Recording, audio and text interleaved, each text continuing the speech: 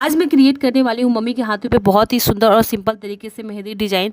So hi everyone, my name is Kajal and welcome back to my YouTube channel. So guys, आज मैं जो design create करने वाली हूँ वो बहुत ही सिंपल और ब्यूटीफुल होने वाला है। तो मैं यहाँ पे लोटस का डिज़ाइन बनाकर ये डिज़ाइन कंप्लीट करने वाली हूँ, जो कि बहुत ही सिंपल और बहुत ही यूनिक तरीके से है। तो ऐसे आप डिज़ाइन क्रिएट कर सकते हो। जितने भी लोग बिगनर हैं, जिनको भी मेहंदी लगाने नहीं आती, चैनल को सब्सक्राइब जरूर करना है। यहाँ पे हर तरह के आपको वीडियो देखने को मिलेंगे। और जिनको भी मेहंदी लगाने नहीं आती है, तो यहाँ पे मेरे हर तरह के वीडियो यहाँ पे अवेलेबल है। आप वीडियो देखकर आप प्रैक्टिस कर सकते हो और बहुत ही ईजी तरीके से मेहंदी डिज़ाइन लगा सकते हो। तो ये मैं यहाँ पे लगाई हूँ, जो कि बहुत ही सिंपल तरीके से है। तो ऐसे आप डिज़ाइन क्रिएट कर सकते हो। एंड चैनल पे पहली बार आए तो प्लीज़ मेरे चैनल को सब्सक्राइब ज़रूर करना।